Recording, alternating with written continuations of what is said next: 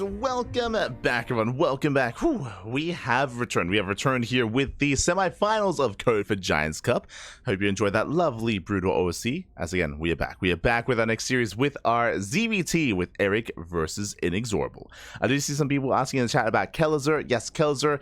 Unfortunately, he's a very inactive player nowadays. We only really see him pop up every now and then. The last big event that we saw Kelzer in was Home Story Cup back in December. That was beginning of December. But yeah, I think nowadays Kelzer, he only plays really for fun. Like he doesn't he's not really practicing or looking to improve or looking to compete at the moment.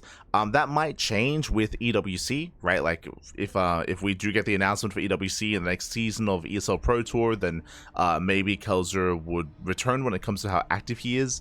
But at the moment, I believe he's focusing on IRL commitments, on his career as well. Nowadays, more of like a part-time player, if you will. So I'm a big fan of Diego. I would love to see more of him, but nowadays is more a little bit more inactive, a little bit more part-time.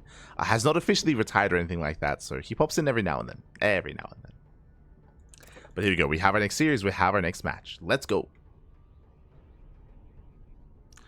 Bro, where are you from? Really surprised to see Brazilian Tournament popping. We're from Australia. I mean, a big shout out to Pig. Pig, he raided us earlier. We have casted together in the past. I mean, many years ago at this point. It's crazy to think just how much time has passed. But from Australia. But my roots are Peruvian.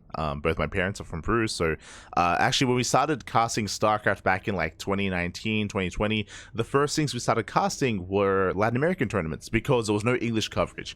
At the time, we were casting Sentimiento Latino. We were casting Copa America. We were the official English cast of Copa America. That was like back in 2019. And of course, covering Batalla de las Americas as well, Copa Hyperion, and events like this. So yeah, again, has been going on for quite some time.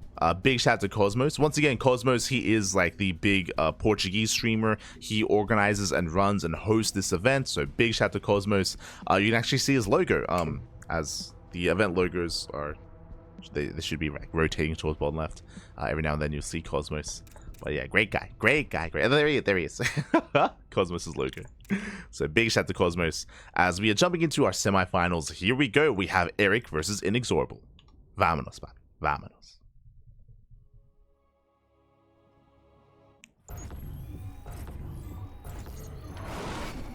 As spawning in the bottom left-hand corner of Ultra Love, we have the Brazilian Terran player, the blue Terran representing the Platinum Heroes. It is INexorable. And spawning in the top right-hand corner, we have his opponent. We have the Duckling himself. He's one of our own. He's one of the CranKy Ducklings from the land of Brazil. It is Erik. Let's go. Let us go. Again, Erik, he's been a part of the CranKy Ducklings for many years at this point, near and dear to our hearts. I mentioned this before, but back in the day, back when we were regularly the B stream for ESL Pro Tour and for these bigger events, back when we had more disposable income, we did have our pro roster, and we were able to bring together players like Erik, players like Oreo, Starduck, re-rated us earlier, also a CranKy Duckling as well, where we were able to salary our players. Nowadays, less so, there's no EPT season going on at the moment, and even during the previous EPT season, I think Steadfast and Biomorph were doing the B stream instead. So since then, we do focus less on being able to facilitate a pro roster and focus more on running events and casting instead. But regardless, again, always here for our boys, always here for them back. Big shout to Erik. Big shout. Look at the duck, it's beautiful. Quack. For now, we're settling in. Are going to be settling in, and Erik, he's going for delayed gases. Here. I'm curious if Erik is going to be going for a second hatchery here at the natural. He has been going for these 2 hatch openers, at least in ZvP. He's been attempting them in this matchup, but I've been a little bit less fond of it. There we go. Gases now being taken. Late gases for Erik. Instead, we do have earlier pool. As the queens are on the way. We're now going to be joining up. Going to be saturating. Similarly to Tatagiba, Erik is also known for being very roach heavy in this matchup. For opening up roach, sometimes committing to all-ins or getting into a longer mid game. but we do expect Roach play out of Erik, which is why he can get away with delaying his gases. Can get away with it. SV going to be forced back. Back at home, INexorable going for a standard opener. Racks expand into factory into most likely third CC before starport. Reaper dips in, and the Reaper should confirm the build of choice. Oh. Trading with the Lings. Does pull away in time, just barely. Does get out. And is checking for the third. Alas, no third base for Erik. Does make extra queens instead. Is going to be contained. Third CC in production here for INexorable.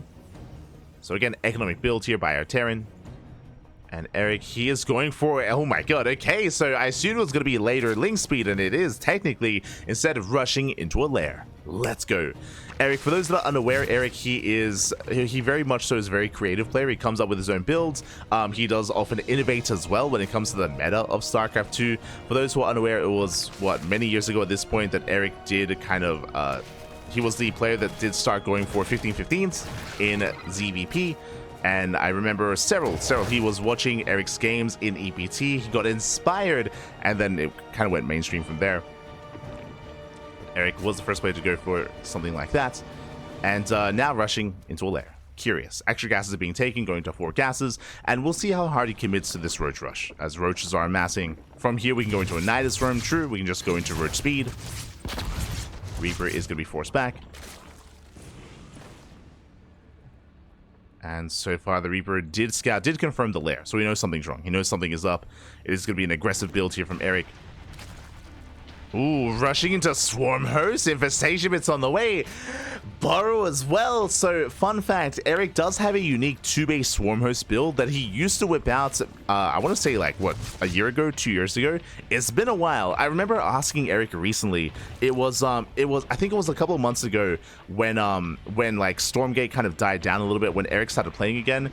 And I saw him going 2-base, and I was asking him, I was like, yo, are we playing like 2-base Swarm Host again? Like, it's been a while. And he's like, no, it's too hard nowadays. Like, it's too hard. Like, I don't try it anywhere near as much. But we're seeing it here. I believe we are. Yeah, there we go. Swarm Hosts are on the way. Let's go. Ah, beautiful. Swarm Hosts are amassing. Roaches move out initially. Trading with the army, zoning INexorable back. And fun fact, these Swarm Hosts, we're not really going to be committing as hard to try to kill INexorable, but to just gain damage over time. To trade, picking off workers, forcing out scans. I believe, if I'm not mistaken, it's going to be Swarm Hosts into Infestor to help support the Roaches. The last time we saw this build, it was before the Infestor got buffed. Nowadays, you have enough for a Fungal immediately. Previously, you had to research the upgrade for that, which is back when Erik would do this build. But here we go. Swarm Hosts are waddling across the map. Waddling across. Burrow is researched just for them as well. Just so they can force out scans. Here comes the Locust Wave. Oh, he saves the he saves the Overlord. 2 Marines go down. Likewise getting one SCV, denying mining time. And we have a third Swarm Host as well. Going for another Locust Wave. Does Burrow. Once again, denying mining. You can see Erik, he's spreading out his Swarm Hosts intentionally to spread out the scans, to force additional scans, I should say. And I believe Erik did the math on this, that it is worth it here. Just because of the denied mining time, because of the scans that you're going to be forcing out as well. Denying mules, of course, more importantly. And here come those Infestors. Now, these Infestors, they're designed to protect against a counterattack. INexorable is building up a bio army, and because that, Erik is going to be vulnerable, so he needs those Fungals to survive.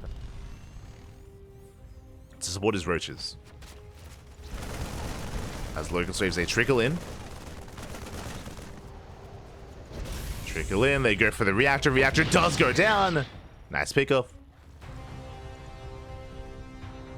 You know, it looks like we did snipe. Ooh, we're trying to find that one Swarm Host. So far, none going down.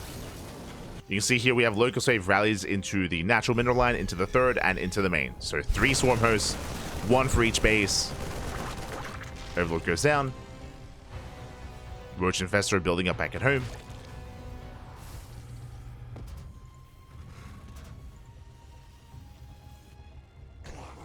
Here we go. There's that Locust Wave. Forcing getting a Marine. Does force friendly fire. Getting into the main as well. Going for the tech lab. Banshee's taking it across the map. Queen's trying to keep up. Oh! Does force a cancel. Not bad. Cancel the expansion. Tech lab did fall, by the way. And these swarmers have still not been dealt with.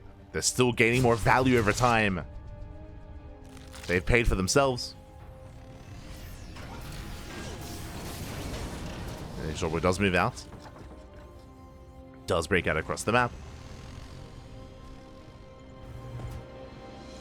Is pushing. How many infestors are ready? 3. Oh, Bar's gonna be flipping off. They crazy army, massive fungal. The fungals do connect. And we should have 2 more fungals behind this as well. Yeah, the Marines, they shut down the tanks, they're caught unsieged. The Roach Ravager is gonna be falling though. Bar army barely breaking through. There's another fungal. 1 Ravager left. But there are 13 more roaches on the way, and Erik, he's bought enough time. Behind all of this, the swarmers are still popping up. They're still going. Even defensively.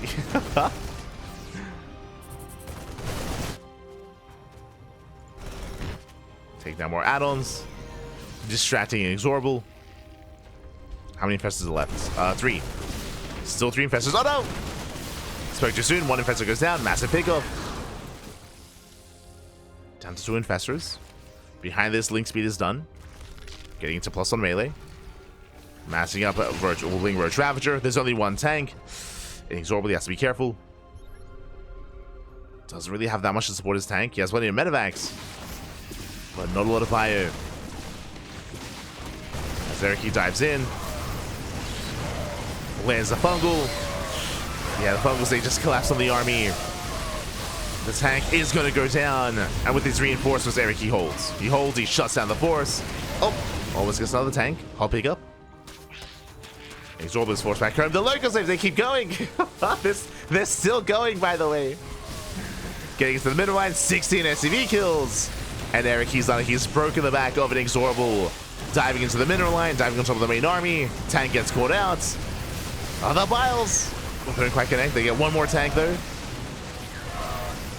1 more tank goes down. INexorable, he's barely holding on, but at a cost of 28 SCVs.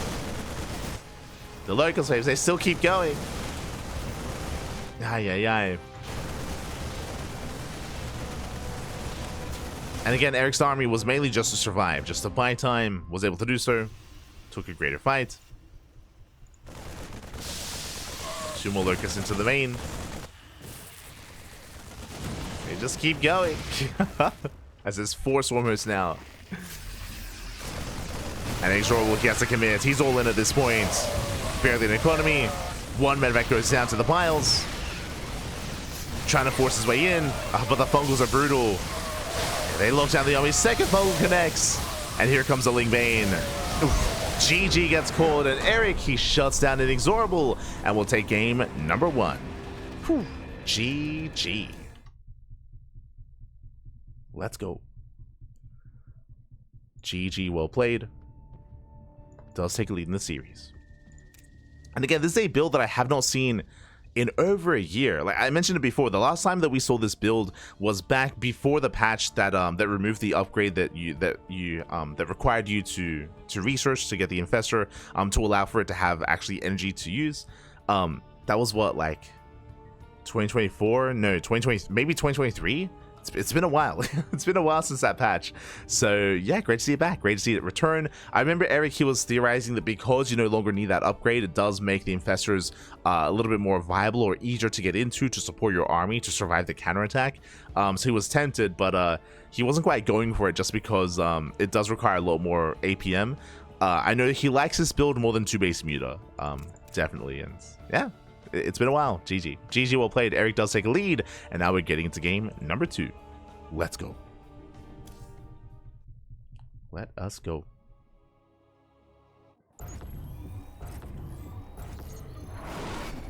You understand, Portuguese?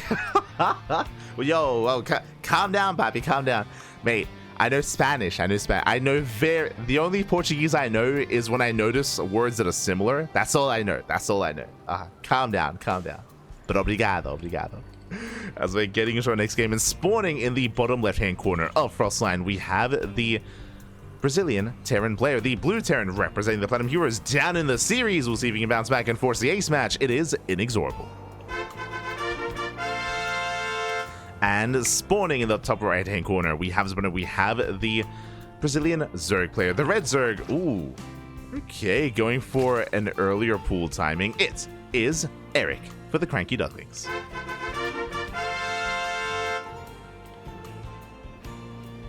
I believe that was a 14 pool. No, extraction, 15. There was an extractor trick. So 15 pool there from Erik. Pull into hatchery. And I can't imagine he's going to go for the same build again here. Typically, when you go for a 2-base swarm host, you do it once in a series, only once. Just because you don't want your opponent to, again, get a better handle on how to deal with it. Not something you want to rely upon. So for now, pull into hatchery. With this Erik, he can invest into earlier lings. He can go 2, 4, or 6. For now, 2 lings are on the way. And the goal here is to skirt around the map, is to get to the natural and to try and delay the expansion of INexorable. We'll see if he can, as he's investing into 4 lings. So 4 lings on the way. SV Scout from the Terran. With this SV Scout, he should be able to confirm the delayed expansion. As Erik is setting up for that second. Let's go! Second hatchery's on the way. So 15 pool into double hatch here. We'll get into it as the SV does confirm that the hatcheries are delayed and the pool is earlier. So he's aware of the timings. Back at home, he should stay with the Reaper. Bold move, he moves out. Reaper moves out, lings are moving in. Back at home, there is a Marine on the way, but against 4 lings, Erik, he can still delay the expansion. He can delay the CC. Reaper has arrived. Chasing down that Marine, delaying the CC. And back at him, there's that 1 Queen. Now, for those that are curious here, as the SCV goes down, for those that are curious, the way that you're able to afford this macro hatchery essentially is you're skipping queens. There's only one queen. You delay your second and your third queen, but because of the hatchery completing, it actually does make up for your missing inject. So mathematically, I believe the larva is the same. The downside, and likewise, this also acts as a creep tumor as well. This does give you a boost coming into the mid game. The downside of this kind of opener is your lack of queens. It does mean you're more vulnerable against early game aggression, but the CC is still delayed. Oh my god. These things are doing so much. Reaper finally comes back home. Will clean up these lings, but at a cost. 1 SCV went down, 1 Marine, and a big delay in the expansion. Behind this, going for a third CC before starport, so economic follow-up here by INexorable, and it's going to be on Erik to defend against the Hellions. And again, when it comes to this hatchery, it's a couple of different things here. 1, it gives you the larva that you would have otherwise gotten from the eject. True, it allows you to spread creep faster towards your third base because it acts as a tumor. On top of that, SimCity as well, so you can try to wall this area off and try to be in position to deny a Hellion dive. Speaking of Hellions, they're moving out. Hellions are moving out, making their way towards the natural. Again, the downside is less queens. Less queens to defend. As the second queen just popped out. There's Eva Chamber, does wall up. But there's a KDA charge. Queen gets knocked out. Gets knocked out of position. Lindsay try to flood in. Boys are being pulled. And how many drone kills? How many drones will go down? He gets 2 so far. Just 2. Up. Oh, gets 3 towards the end. But 3 drones for 2 Hellions and a Reaper. Not the best trade. Not the best trade for INexorable. That was a 1-to-1 trade. Less than ideal. Erik behind this, not going to roaches, into a Baneling Nest instead, going into Lingbane.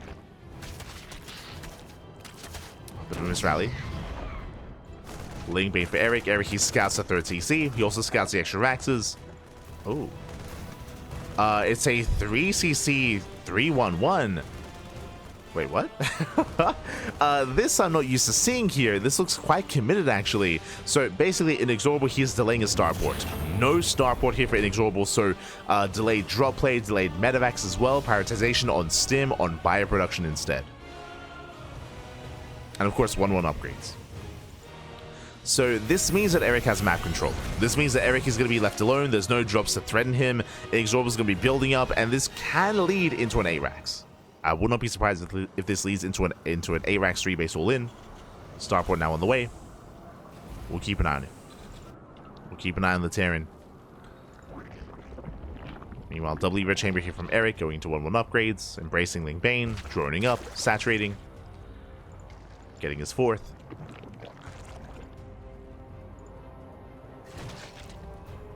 Here we go.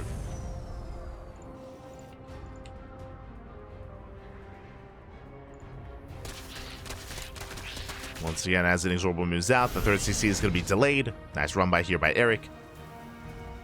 Remember, there's not too many Hellions, as we already have the add-on slot. Getting the reactor on the racks. Hellions, they do hit the natural though, sorry, they hit the 3rd. So if I'm getting 1 drone, getting 3 towards the end, not bad. 3 drones for 2 Hellions. It's an okay trade. It's okay. Skin reveals the Ling Bane. Again, Erik, he can be a very tricky player to play against, so you have to make sure you know what's going on. Remember, game 1 was 2 base swarm hosts. Like, no one else does this. So, it's important to keep tabs on Erik. Erik getting 2 SCVs. Behind this burrow on the way, infestation bit. I would imagine this is for Ling Bane. I was going to say Ling Bane into Ultras, but now we have tech, and we're working towards Hydras and potentially Lurker tech as well. So Erik getting to a more standard composition coming into the mid game. 4th base on the way.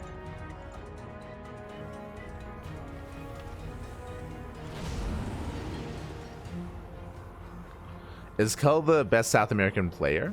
Cham chasing him, maybe I'm missing someone. I would say that right now Cham is the best player in Latin America. I would say he's better than, I mean, he recently has been beating Special. I mean, Special's pretty retired at the moment. I would say he's better than Kellezer as well. Like, Cham is a lot more active and he's a lot more in form. Currently. I think if Kellezer was actively playing and actively practicing, I think I might rate him higher than Cham. I think it'd be close. Oh, nice target firing. Yeah, very nice target firing here out of INexorable. Does focus on the Bailings. Gets into the mineral line. So far doing well for himself. Can he get the base? Can he get the expansion? There's plenty of Ling Bane though. Will force to pick up. Ooh. The Bailings, they connect. Half the bio army goes down. At the same time, Ling Rumbai gets 2 SCVs. And the base survives. The expansion does survive.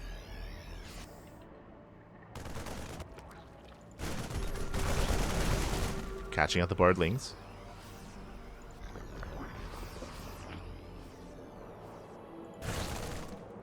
INexorable moving out. And behind this, how many Raxes? 8. 8 Raxes, no gas at the 3rd base. It is going to be a 3 base all in. So 8 Rax, 3 base all in is what we assumed when we saw the initial opener out of INexorable. So it all makes sense. It's basically making 12 Marines at a time. We make 12 Marines at a time. Just pure Marine here for INexorable. And we'll see if we can break through. Other than Big Bane though. And massive connections. Shuts down the army, buying more time. Lings at the 3rd base, and INexorable's being pulled apart. No defenses back at home as he has been all in. Reinforcements, they will hold the tie. They will at least deflect. But it's denied the 3rd. Denied mining. And the longer this goes on, the better it is for Erik. Nice catch. Shaving off Lings. Hive is done. Vipers are on the way. Oh, that's the burrowed thing. Not like this. Forcing out a scan. 2-2 is finishing up. And again, it's 12. You're making 12 Marines at a time and tanks as well. No gases, no forced CC.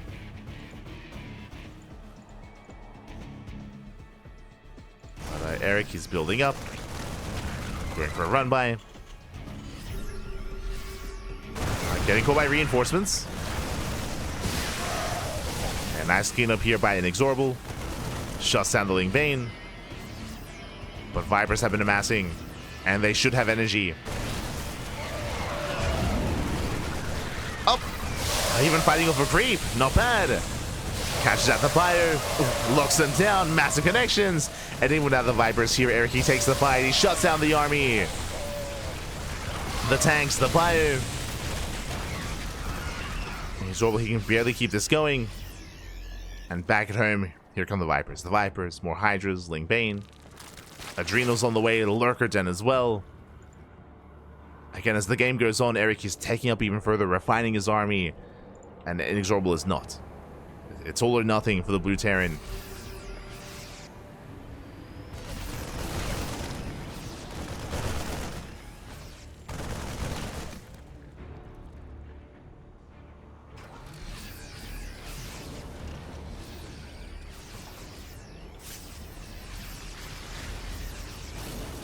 INexorable's moving out. At the same time, Rabbi once again, there's nothing at home. There's nothing at home. Nothing at home to defend. And here come the Blinding Clouds, or the Yoinks even. Shuts down the tank, going for the Medivacs. Not the most efficient fight here from Erik, but he will break through nonetheless. GG gets called, and Erik, he will take the series 2-0, advancing on to the grand finals. GG. GG, well played, Erik. He will take the series. Crazy game one. Here in game two, a little bit more standard. I mean, I say more standard. I should also emphasize that the opener that Erik went for here in game number two is something that he's been working on quite a lot. If you've been checking out the All Things Zerg Discord server, and I guess also the Reddit as well, Erik, he has been cooking with his builds, and he actually has been sharing it with the other European Zerg pros that have been having a game Reddit. They've been trying it themselves. It was a lot of fun seeing some of them try to emulate Erik and have some mixed results with it as well. Have some mixed success. Regardless, GG, well played. Whew. And I'll be honest, I'm not too fond of this opener in this matchup specifically. We've seen Serral really struggle with gasless openers or delayed gas openers and low queen count builds in ZvT. I think you can get away with it on large maps. I guess Frostline maybe applies to that, but on smaller maps it can be quite difficult. It can be quite difficult to get away with that sort of thing. Regardless, GG, well played. Whew. Erik, he will claim the series, and now we're getting ready for the grand finals.